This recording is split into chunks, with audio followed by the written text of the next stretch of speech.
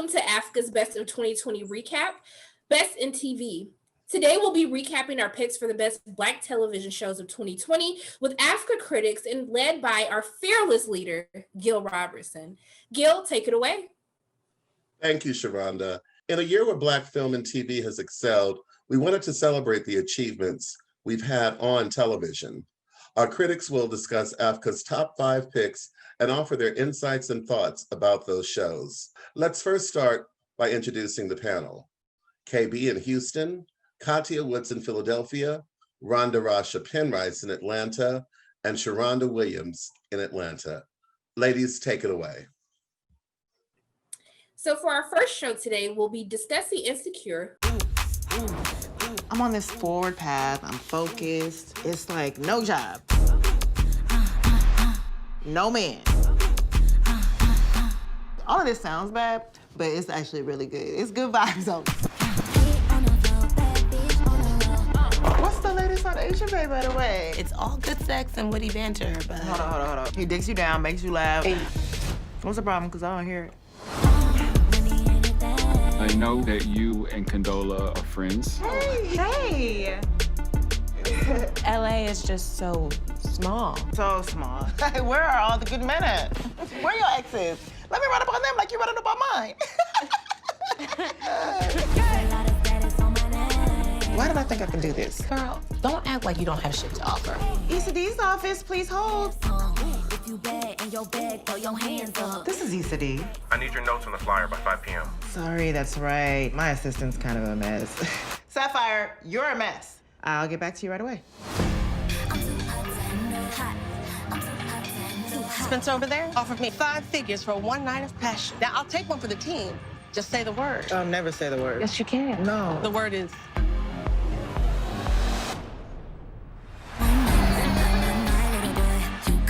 Enjoy, it's hype in there. Oh God, this party is lit! I'm so glad to see y'all. I'm already over my mommy friends. They spend so much time worrying about appearances and not being real. Can you imagine? Oh, that's crazy. Yeah, picture that.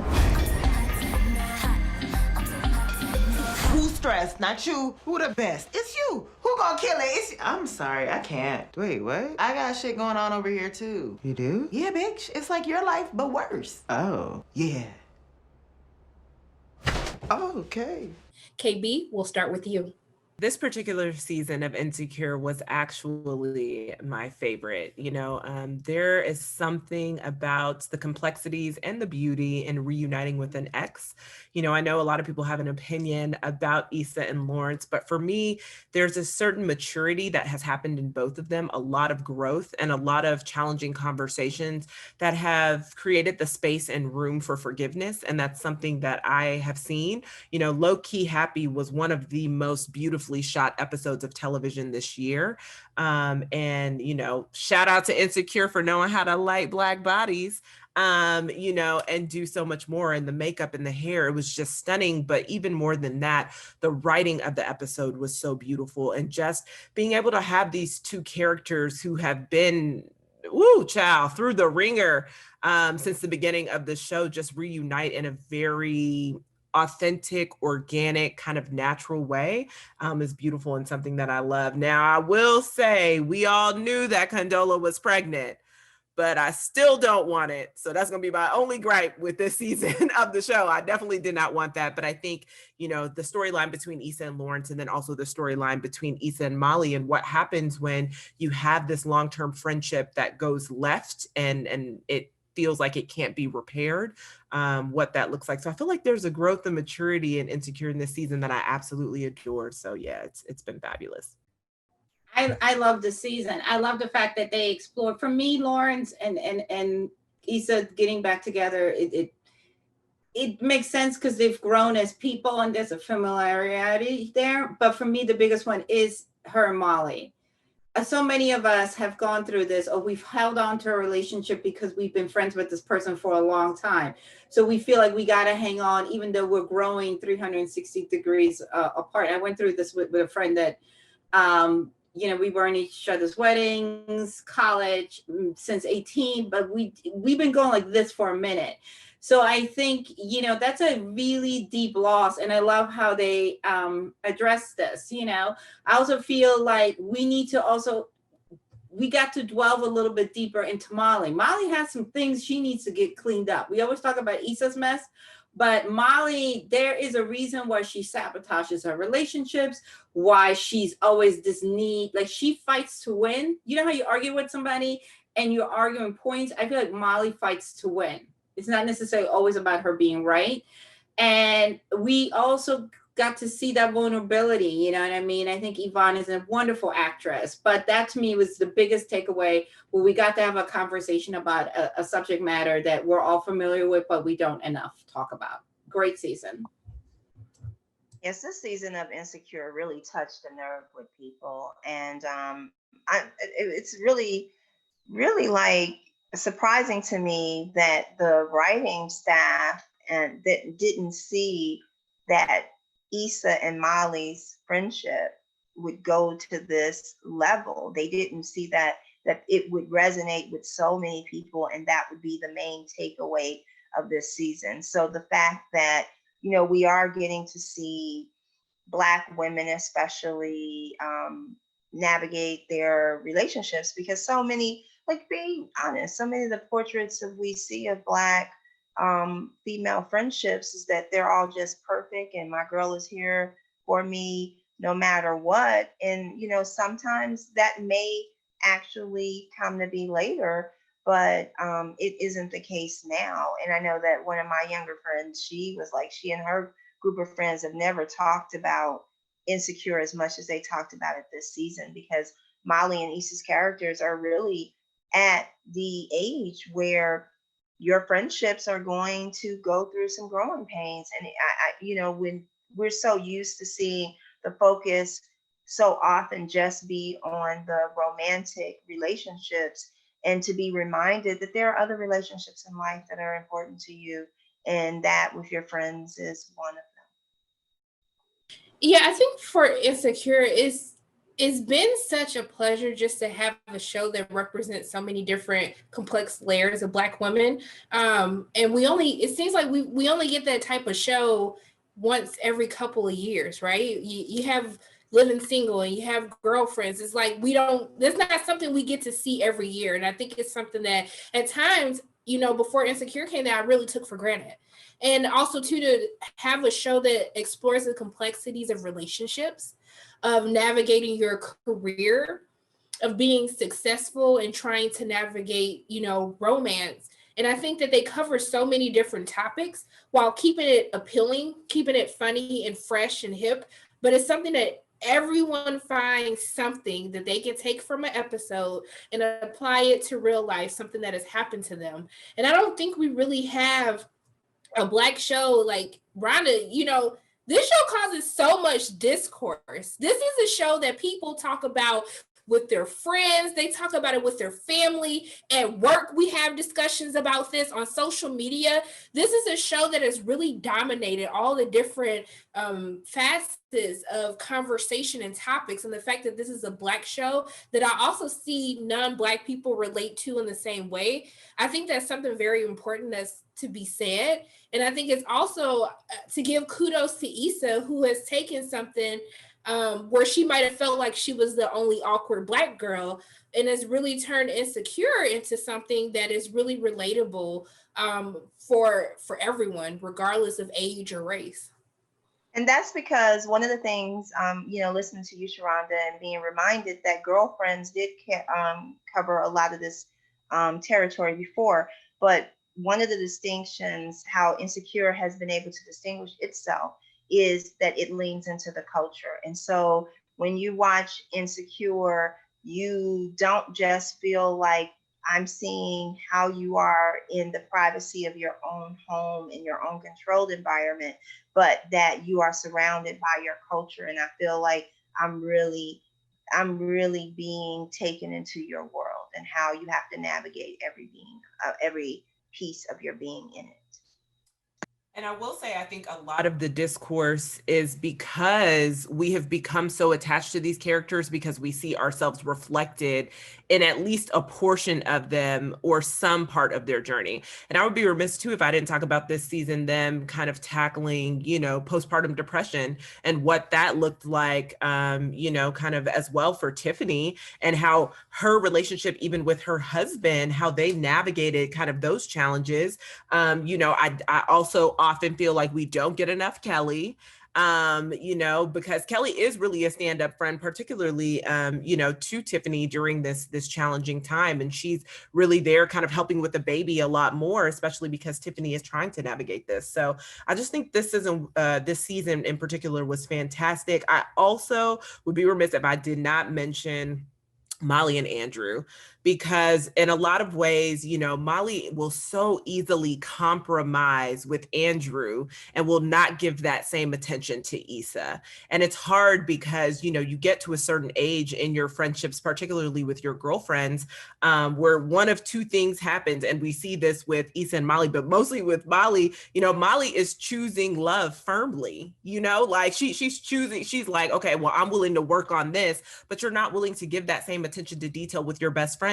And we can't have that scenario happen. To Rhonda's point, there are all types of important relationships in our lives. It's not just from a romantic standpoint. We need these other relationships in order to survive and thrive in this world. And I often feel like Molly forgets that. She's willing to jump through hoops and go through the moon for a boo.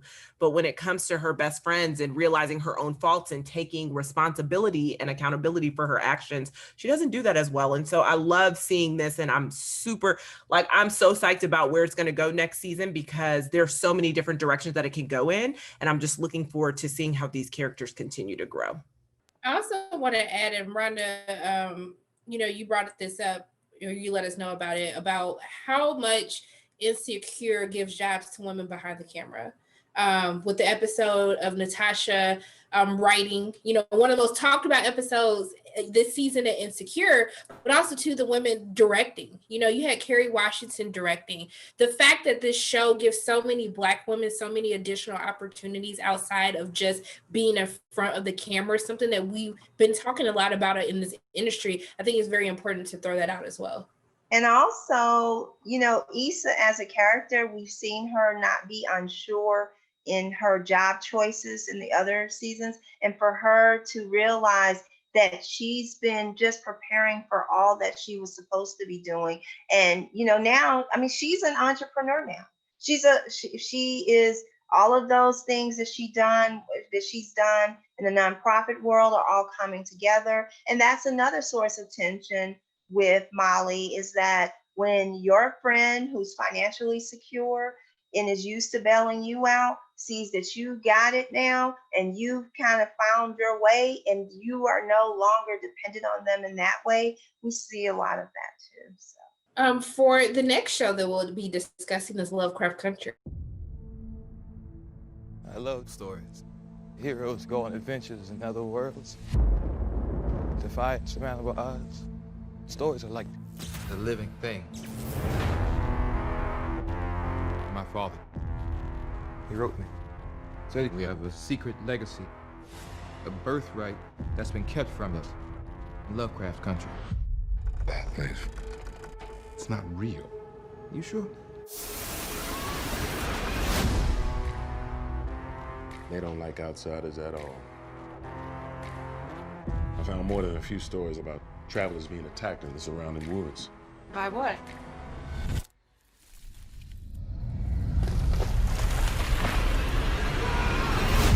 Gotta go, right now, gotta go. I know we were all meant to go through trials and tribulations. But this world is haunting us. It'll come back around it. It's like the devil. The American dream. Depends on the question, what is reality?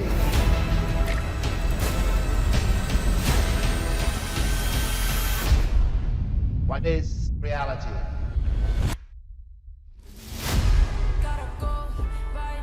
Kathia, since you're the Lovecraft, since you are the co-chair of the Jonathan Majors fan club, because you know I'm a part of that as well. I'm gonna let you go I'm ahead. the chair and the founder. Okay, let's get it right. You are part of it, but I am the founder. I have my plaque. I love everything about this. The thing that never gets lost on me is we learn, not us, I think us four, but other people learn so much about what Black people had to do to navigate in order to survive. You know what I mean? What time they could travel, where they could travel.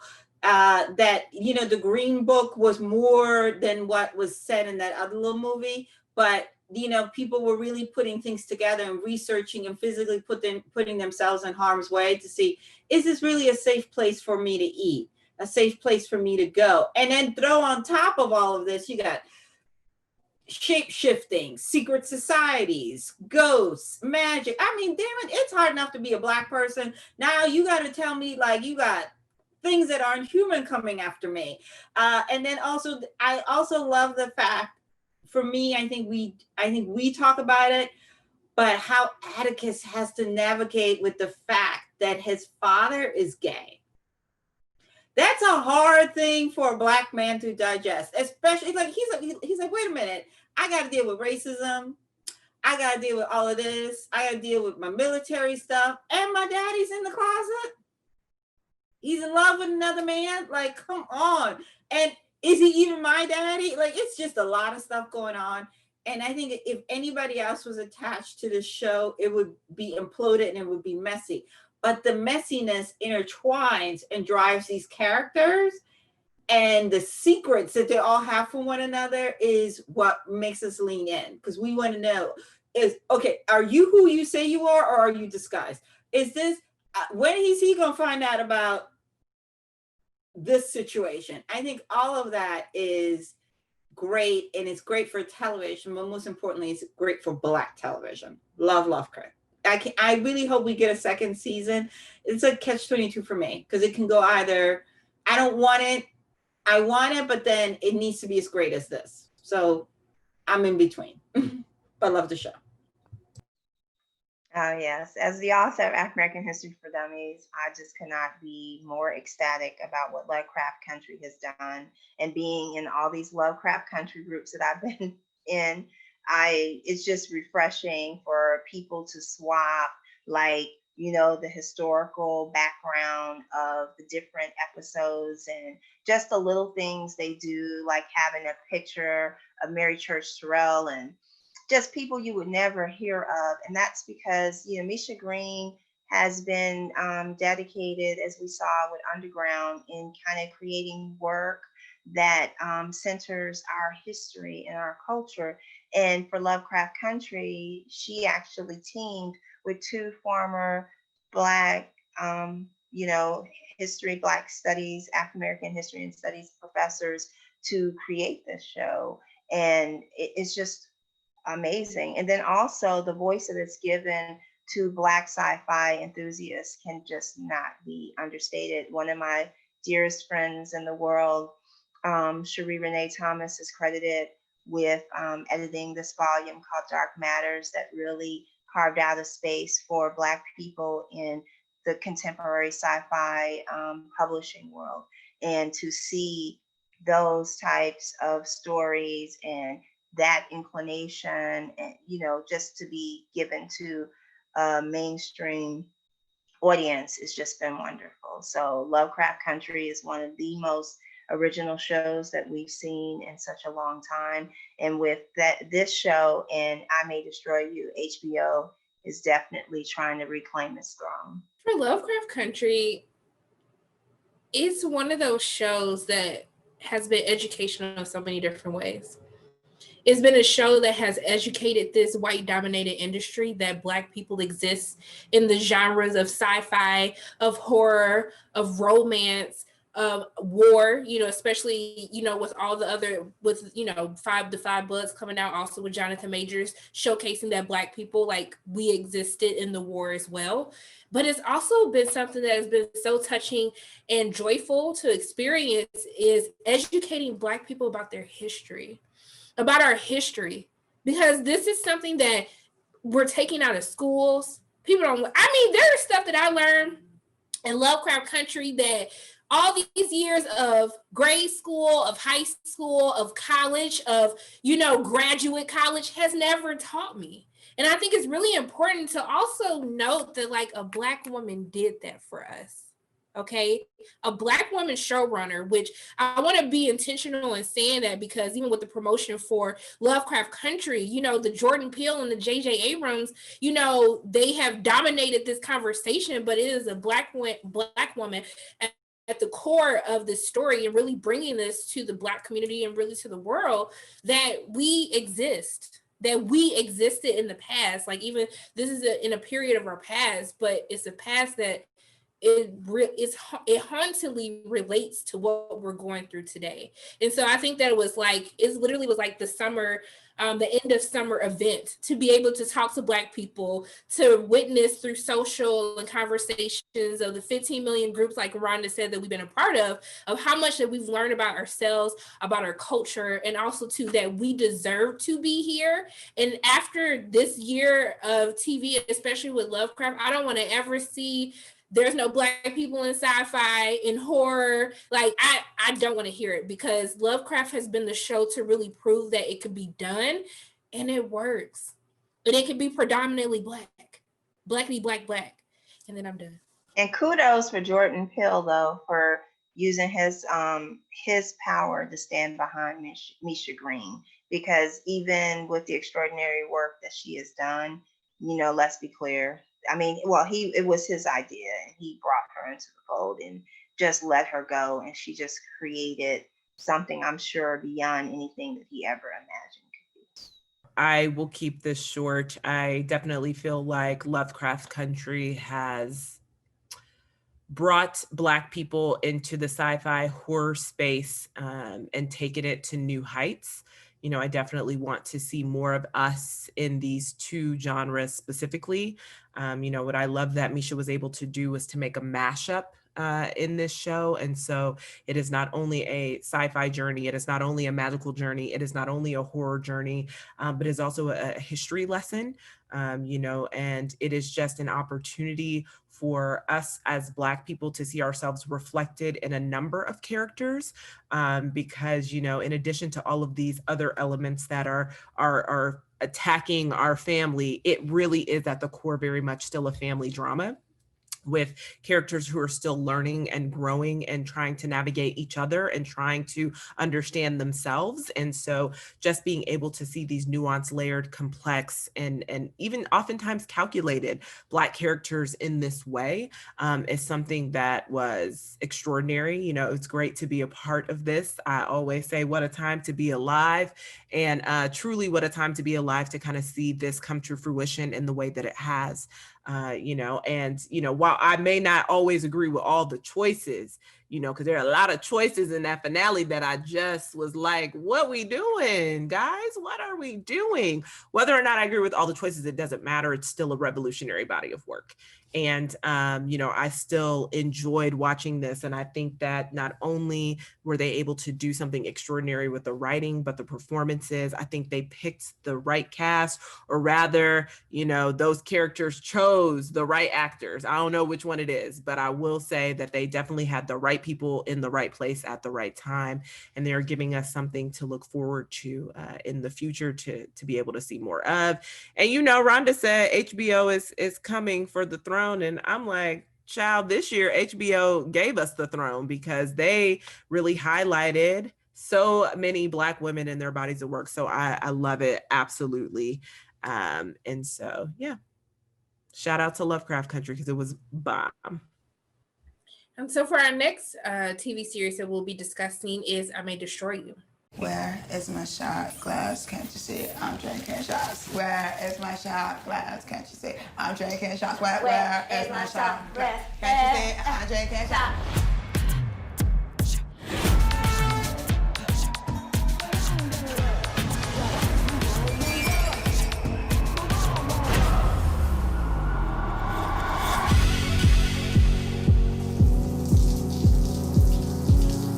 I just smashed your phone.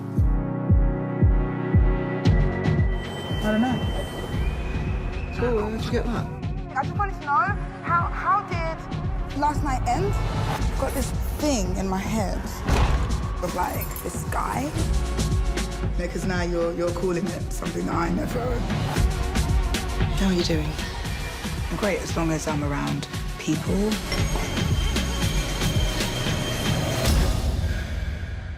I did just gather the pieces, any of the pieces. And Rhonda, for this one, we're going to start with you. I just can't even comprehend how Michaela Coel just went through this very traumatic experience. And instead of going in a corner and rolling into a ball, that she took her gift and gave us an awareness tool, a healing tool, something to navigate this new century where we have to kind of restate what sexual assault, what our sexual boundaries should be, how you have to, like, how people who suffer these kinds of violations still have to go out and be in the world. I just don't know how she did it. And this is just transformative television. When you look back at it, there will be people referencing this forever and a day, because that is just how revolutionary this is, and how from now on, how people talk about the subject matter will be different. And I just can't say enough about how fortunate we are to have this show, and the fact that it could air in 2 different countries at the same around the same time is just extraordinary, and just a testament to her incredible gift. Yeah, I'm just going to say, I am really grateful to Michaela for actually putting her kind of heart and soul into this particular project. I definitely think it shines through. And so, not only was this what I can only assume a cathartic process for her creatively, to be able to do this project.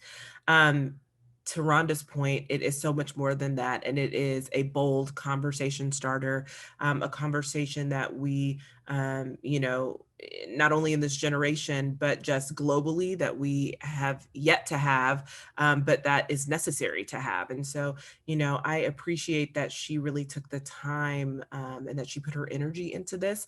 And I can only imagine how challenging it was, for sure, just from an emotional standpoint. And maybe even physically, because, it's laboring to co-direct, co-write, star, and do all of these things, but she does it in an extraordinary way. And so I definitely think that this is a television show that we'll be talking about for years to come. And, if people are not talking about it, I will make sure to continue to bring it up, because I definitely think it's a body of work that we need to have around for a very long time. And I'm glad, again, what a time to be alive. Like, I'm glad that we are able to kind of see this and watch this and gain some additional knowledge and gain some additional lessons. And also, there's an element of humanity that I think that everyone needs to be able to see in this, because we are all dealing with trauma, and it may not all stem from sexual assault or sexual battery or anything of that regard, but we are all dealing with trauma, and we all need to be kinder to each other in a lot of ways. And so I think that that's also a message that kind of comes through this body of work as well. I think you 2 ladies pretty much summed it up. It's uncomfortable, important television that we need to be watching. And hopefully it will spark people to have real life conversations and examine their behavior. That's what I hope the gift that she's giving us. She's putting herself on the line to pull back the curtain and say, there's some mess we need to clean up as a community, as people. And it's a brilliant show, period. So next we'll be discussing For Life. I've spent 9 years behind these walls, in this cell, for a crime I didn't commit. You tore my family apart. I'm gonna need you. Your grandson is gonna need you too. Cost me my friends. I can't do this without you. You're my only friend here. Becoming a lawyer helped set me free. Mr. Wallace deserves an opportunity to present his defense before a new jury. Now I'll free others wrongly accused. Don't forget, I won't. You showed the world they were wrong and you were right. You can't back down now. I won't. I'm getting you out of here too. I'm your lawyer now. And now the real fight begins. For Life was one of those shows that really snuck up on me. And it's something that I actually heard a lot of praise through social media about in the first place. And I think actually during the off season, I had the chance to catch up on it. I was just like, oh my gosh, this is literally like what I've been complaining about is what is on television right now. And especially with all of this discussions that we've been having, especially with, most recently with prisoners who have been executed for crimes that they haven't committed, and how much we talk about how poor the prison system is, especially against those who are Black. I just think that it's a show that came right on time, but almost like it's still too late at the same time, because I feel as though if we would have more programming like this to really help educate not only Black people, but non-Black people about these horrible things that happen to us in this system, I just think of all of the good that it could do. And I hope that this show continues to go on, has great performances. I love that it shows not only what happens to those who are wrongfully convicted and accused, but it shows what it does to the families, how this continues with the separation of families, with fathers from their children, mothers from their children. And I love that the show examines also too the complexities of the prison system as well, and how much when we talk about defund the police, or we talk about reforming the police departments, how this show is actually showing you in ways that this could work, and also too how if we continue to let our system go the way that it's been going, how it can be even more detrimental than what it has been so far. We need a complete overhaul when it comes to the criminal justice system. And I think that For Life does a really good job of showing us a different perspective of the judicial system, while also consistently showing us what remains true and needs to be changed and needs to be fixed, and where, kind of those issues lie. So, shout out to the entire team. Shout out to Joy, who also does, like a fabulous job of playing, Aaron's wife, Marie, and navigating kind of, this new normal for her prior to season 2 and his homecoming, of course, but this new normal of managing her family and trying to keep it all together while he is in prison. So I love that, Aaron is someone who is not only vulnerable, but he is brilliant as well.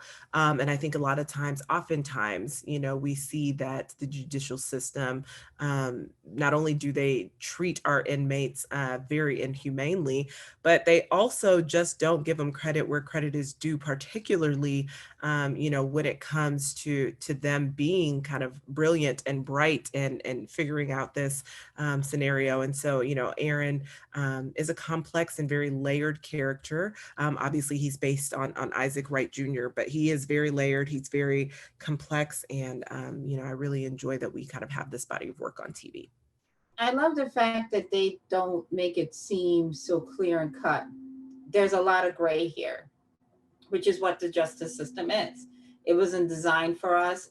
It wasn't kept in mind for us because we were never thought as people. So how do you then have us navigate a system that never saw our humanity? You know what I mean? And also the fact is that some people do use the same thing that has kept us in a box and continues to be a challenge against to propel, to get some type of justice. But most importantly, I like his personal journey. You know what I mean? I like, at the end of the day, he's still a man. He's not like a crusader, just, this is about him coming to terms with his choices, the people around him, his family. And also I love the fact that it shows you just because you get out of prison doesn't mean all your problems are solved, everything is back to normal. Life is messy. And this show, he's acclimating, but it's not easy. Do you know what I mean? So that's what I love about it. And I can't wait to see more. I'm probably someone who's watched all of 50 Cent's shows, including The Oath that was on Crackle. And one of the things that is a through line through all of his stuff, he's kind of has a relationship with Law and Order. And I don't think it's been as sophisticated as we've seen it with For Life. And one of the great things about the show, as both Kathia and KB have stated, is the incredible nuance that's in it. It's not the kind of simplistic view that we previously been given about, these issues. It's not just seeing the person who's been falsely incarcerated, or, and too often we always see, especially when it comes to Black people, we see someone else advocating and fighting for their freedom. So it's very important that we have seen Aaron not only fight for his, but successfully get it. And there is a price to be paid for freedom, as we see. And I am just immensely I tweet about it every week. This is one of the shows that I watch live. Even if I've seen it, I have to watch it live in order to give it that support. And Joy Bryant, she did wonderful Parenthood that got overlooked. And now she gets another chance. And the young lady who plays their daughter, it's just a stellar cast, and it's just a really good show. Last but not least, we'll be discussing Power, or the Power universe, and now that we have the introduction of Power Book 2 Ghost. My life is mad complicated. Haven't you ever done anything you had to do, even if it was the last thing you wanted to do? Baby, I wish I was out there to help you. Look, Mom, I can handle it. Is there any way that Davis could know what really happened? No, Ma, there's no way. You still down with the plan? I'm taking Tariq down. My mother's lawyer's asking for mad cash by today. I need some more work. I got you. Time to deliver. You gotta protect yourself at all times by any means necessary. Y'all in the game, right? Let's see y'all play. That dude Kane is crazy. Nobody move! Tariq, are you fundamentally good or bad? If I'm bad, does it change anything? You got somebody in there? It's not even like that. If you hurt what's mine, I swear to God, I will find a way to hurt what's yours. It's a time for war. I can compel you to testify. I'm back for more. I'm ready. I'm focused. The app is blowing up. There's something that you're hiding. It's a time for war. I thought we had a deal, Sax. You can't trust anybody. I'm back for more. I'm ready. You need to tell me everything that you've been up to. You know everything. This ain't no negotiation. Do we have an understanding? Yeah, so, Power has gone to new heights, obviously, with this creation of the Powerverse. I will say I am digging this Power Book 2 Ghost a lot more. Like, I love that, we're getting kind of this spinoff situation. For me, Power was a great show. And, while I didn't particularly love how the last season turned out, I think they're able to do a great job of bringing us back into the fold about why all the reasons we love Power from season 1, the original Power from season 1 with Power Book 2 Ghost. Tariq is a problem in general. And, I'm not gonna lie, I'm just like everybody else. I wanted him to die, a few times, more than a few times. But now him getting, kind of his own series and us being able to understand him a bit more, particularly in the most challenging of times, because, not only is his sister dead, his father's dead, and his mother is in prison. We're getting to see some new layers to Tariq. We're getting to see how his mind works a little bit more. And I'm actually really, really enjoying this ride and navigating that for sure. I like Power Book 2 better than Power. I felt like Power lost its steam. I was over everybody. You know what I mean? Especially Ghost. I was like, it is what it is. What I love though is that we get to see more about Tasha. That's always been my biggest gripe. Like, she's, other than her being the ride or die, the girl that held everything down, who is Tasha? What were her hopes and dreams? And we're getting, even though she's in prison, we're getting a little bit more of a softer side of her, other than her being the naggy wife or her being jealous of Angela and all of that. Do you know what I mean? And a lot of the turmoil in her life was because of Ghost. He was the beginning, the middle, and the end. And they tried to make her look crazy. And you know, having had a chance to speak to Notori, she's a beautiful Black woman. She's not a beautiful dark-skinned Black woman. She's a beautiful Black woman, period. And she's super talented. And I'm so glad we get to see her step in her light. And I cannot wait to find out more about Tasha. Like a lot of people, I just felt like, you know, we had all this tension and all this greatness with Power, and the way it ended, it was just like, I don't care about none of y'all, just implode. Yeah, with Power, you know, we're seeing something that we've, you know, just rarely seen. Courtney Kemp being able to take an idea, a show that she created, you know, with the clout of 50 Cent behind her, and to evolve it into another series. And what's interesting about Power Book 2 Ghosts is a lot of people, you know, we just tuned in out of curiosity and probably loyalty, but we didn't expect to get that something that was different from what we got in Power.